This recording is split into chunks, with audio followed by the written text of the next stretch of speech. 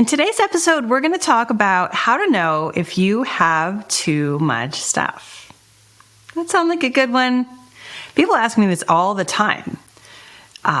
Do I have too much stuff? Like how many XYZ should I have? Whether it's like how many towels or t-shirts or how many, or they want to know for their partner or for their loved ones, how many tools is a reasonable amount of tools to have?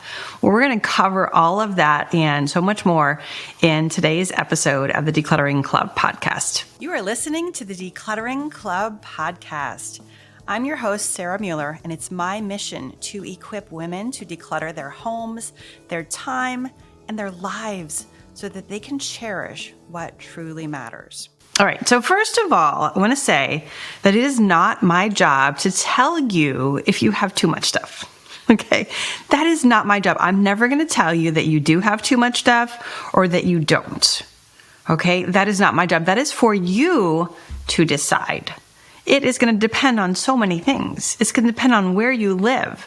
It's going to depend on how much storage space you have. It's going to depend on your lifestyle and your family and all of that. So like what would be right for me, let's say, if you're thinking, how much yarn should I have? For me, the answer is 0. I have 0 skeins of yarn. I'm not a knitter. I'm not knitting. I'm not crocheting. There's no yarn in this house.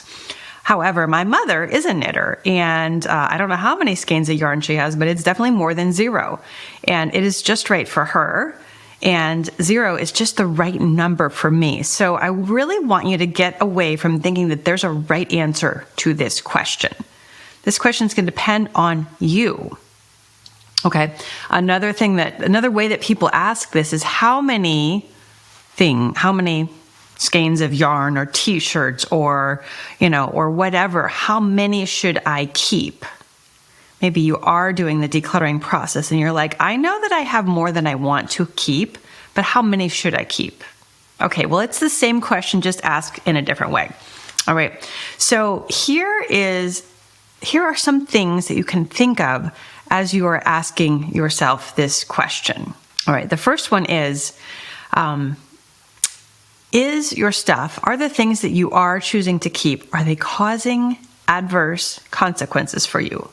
Are they causing negative consequences for you? Right? And this can show up in terms of, let's say, being ashamed of your house. Maybe you're like, I really like all my stuff, but also part of me does not want to open the door. Well, that's a signal that maybe you have more things than, that are right for you. Okay? Do you like the way you feel in your space? When you are in your kitchen, in your bedroom, wherever it is in your home, do you like the feelings that you have? Is it generating and it depends on what you want. Are you going for exciting or fun or, like peaceful? And is that the feeling that is created when you look around and look at your things? Okay? If the answer is no, I don't want you to make this mean anything terrible about you. It's just a signal for you that you may want to spend some time decluttering. Okay, so do you like the feeling that you experience when you look around at your things? Okay, next question. Do the things in your home, does the amount of possessions in your home allow you to have room to do the things you want to do? Right? Do you have room, or are you covering up the spaces that you need? And this may be, things like, let's say, cooking. Let's say you have a kitchen and all your surfaces have stuff on them. Well, if you want to be able to cook or eat a meal in that space, but it's covered with things, then that's probably a pretty clear signal that you want to do something about that. Right? Maybe you want to entertain. Maybe you just want to be able to sit down on the couch as a family. And if there's stuff in the way, well, guess what? That means that you may want to consider letting some things go. So do you have room to do the things you want to do? Next question. Can you put things away easily? Can you put things away easily? We talked about decluttering our wardrobes in the membership last month. And one of the things that came up is sometimes people do like all the clothes that they have in their wardrobe. They're like, I like it all. It fits. I enjoy it. I even wear it, but I can't put it away. And laundry is a nightmare. And so then it ends up being a problem. Okay. Well, that's a pretty good signal for you that either you need to figure out how to create more storage in your space, or if that's not an option, or if that's not something you want to do, then you want to let some things go. Just because you enjoy all your things and then you're using them doesn't necessarily mean that you should keep them all. Again, because if they're creating negative consequences for you, then you want to consider maybe maybe this is something that I want to take action on, even though I do all like these things, right? We don't have to hate our stuff in order to get rid of it. And interestingly, it doesn't mean anything about the things if you let them go, right? You don't have to say, well, this dress, this dress is wonderful, and that means I need to keep it. And if I let it go, it means I didn't love it, or it means it's no good. It doesn't mean that at all. It just means you're making a choice to let something go. Could be a perfectly good thing. It could have plenty of value left. You could enjoy it, and you could decide to let it go. Isn't that interesting? I think sometimes we think that we need to, not want something anymore before we're willing to let it go. And that is not the case. We can make a conscious decision to let something go, even if we still do actually kind of want it. All right, next question. Can you maintain these things easily? Can you maintain the things that you have? And this goes along with the next question, which is, do you like the price you're paying to keep these items, right? And you really want to look at this on a case-by-case basis. Okay, I don't want you to think about all of your stuff, because what does that even mean, right? You want it to say, do I like, the price I'm paying to keep these craft supplies, or these toys, or, these kitchen gadgets? Do I like the price I'm paying? And what do I mean when I say the price that you are paying? Let's think about it. Let's imagine that someone brings you a new puppy. Okay. They brought you a new puppy, and you love puppies. You love dogs. And you're like, oh my goodness, this is amazing. It's the cutest dog ever. It's just right. It's so perfect. Part of you, probably, most people are not just going to let that puppy come in the house and then keep it forever. They're going to think twice. They're going to say, I love it. It's adorable. But you know what? I don't want to take this puppy out to go do its business 10 times a day. I don't want to have to walk this puppy. This puppy's going to chew some things up, and I don't have time to chase it around, and on and on, right? And so you'll probably say no, unless you've been in the market for a puppy. You're probably not just going to let it stay. You're going to say, that's lovely, thanks, but no thanks. Because you're calculating the price. And again, it's not only dollars, but it's time and energy and space and upkeep and attention. You're calculating the price that you would pay to keep the puppy. But we don't do that with our things as easily. We think, bring it all in. We think it's a good deal. Let's keep it. Let's have it. Let's go get some more. If there's one on sale, let's get 10. But we forget there's a price. We forget there is a price for bringing home 10 of the same thing, or for keeping all of those things. And what is that price? Well, it's dollars to start out with. But if you've already gotten the things and the dollars have been spent, then it's not dollars anymore, but it's other things. It's things like that. Those things are taking up storage. Storage space is valuable. You could even calculate how much are you paying for the closets in your house. This could be a really interesting experiment. You could calculate the square footage of, a closet, and then divide that by the square footage in your house, and then you could figure out, this closet costs us this much money every single month. And then do you like that price? Right? Maybe it's not in storage space. So maybe this is not taking up a lot of room, but maybe it takes up a lot of space in your head. Maybe you think about it a lot because it's there. That's a price you're paying. Maybe it needs special treatment. Maybe it's clothing that requires dry cleaning or ironing, and you think, oh my gosh, that's the worst thing ever. I don't want to iron. You love the clothes, but you don't like the ironing or the dry cleaning. So that's the price. And do you want to pay that price? Sometimes the answer is heck yeah. Heck yeah. I have my 4 kids and they have their things. And so for them, I want to have things in the house that are going to be fun for them. And I'm willing to pay that price. I'm willing to let them mess up the house with their things and their friends because that's so super important for me. So I pay that price and I don't know if I succeed, but I try to pay it willingly and gladly because I'm paying it on purpose. Whereas other things, it's like, no, I don't want to do that. So that for me, that looks like most hobbies. I don't want anything that comes with a lot of gear because I don't want to store the gear. I don't want to manage the gear. I would rather go out and let's say, if we're talking about hobbies, maybe it's like kayaks, right? Well, I would rather rent a kayak a few times a year. And yes, does it cost more? It might, but I don't want to store the kayak and I don't want to transport the kayak and I don't want to clean the kayak. I'd rather just go and rent a kayak when I want to use the kayak and then be done with it. Right now, I might feel differently if I was a connoisseur of kayaks. And I really cared about which one I got and, having access to it and all that. But for me, I don't want to pay that price. So think about that when you're considering the things that you have in your house. Do you like the price you're paying? What is that price? How's it showing up for you?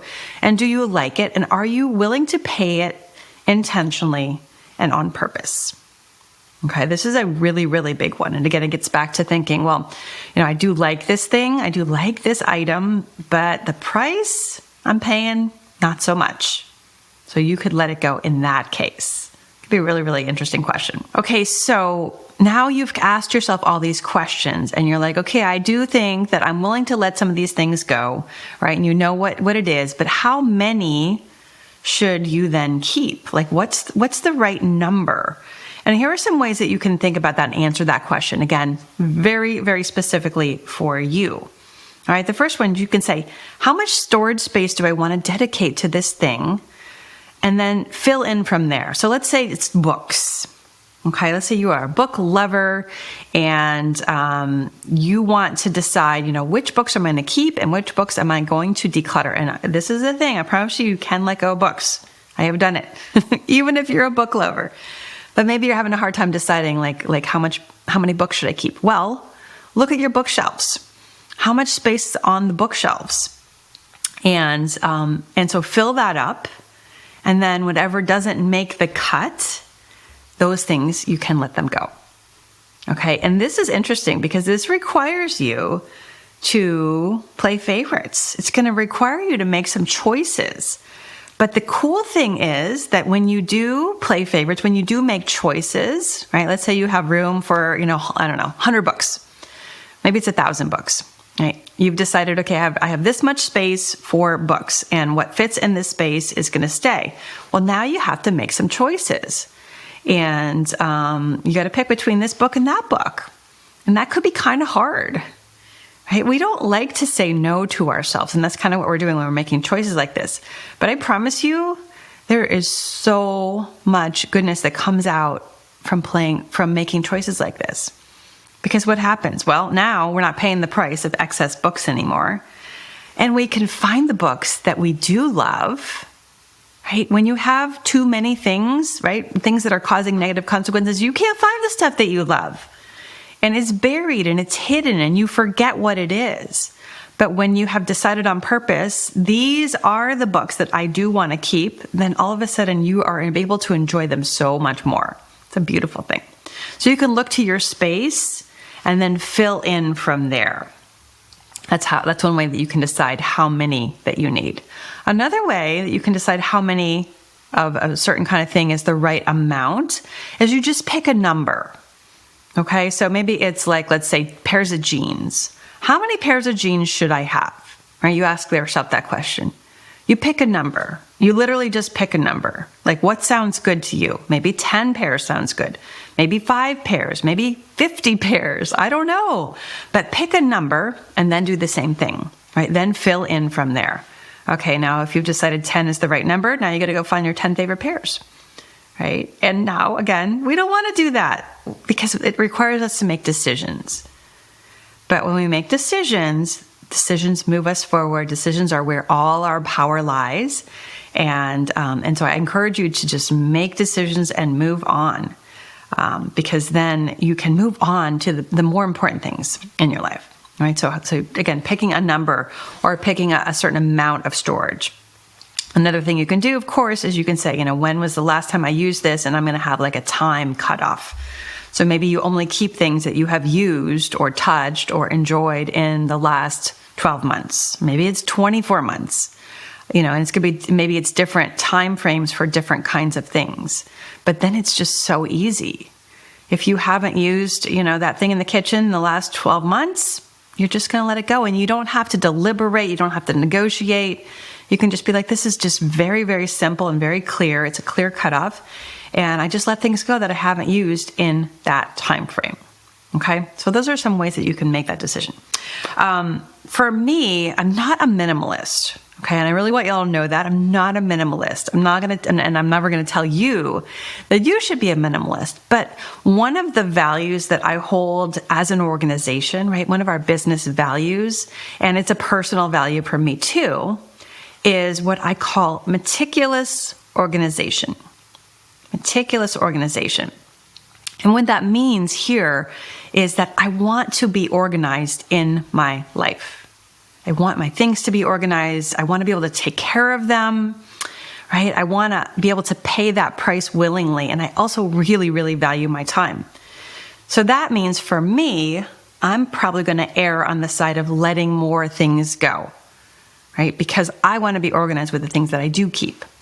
And I want to, spend my time in different ways. Now, for you, you might say, I'm not really that worried about being super organized. It's not super important to me. So maybe you are more willing to keep more things with the understanding that they're not just going to be as organized as they could be if you had fewer. Right? You have to decide where you fall on that spectrum. And for me, obviously, I'm not meticulously organized in every single thing in my life. Some things are more organized than others. But in general, I look to that value to help me decide, is this something that I want to keep? Am I willing to pay that price? Or is it the new puppy that really just has to go? And that's how I make that decision. Okay? So, in summary, how many things is too many things? And how do you make that decision? Right? You take a look at the consequences. You ask yourself if you like the price you're paying. And then you figure out what is the right number of things to keep in this category. And then you move from there. Okay? That's what I have for you this week, everyone. If you'd like some help on this, if you'd like some support and community and guidance, we hope that you will come and join us inside the Organize My Home membership, where we are doing these things all the time. And people are just making tremendous, tremendous progress in their homes. Take care, everyone. I'll see you next week. That's all we have for you today. If you enjoyed this podcast, would you leave us a review on iTunes or wherever you get your podcast? It would really help us get the word out.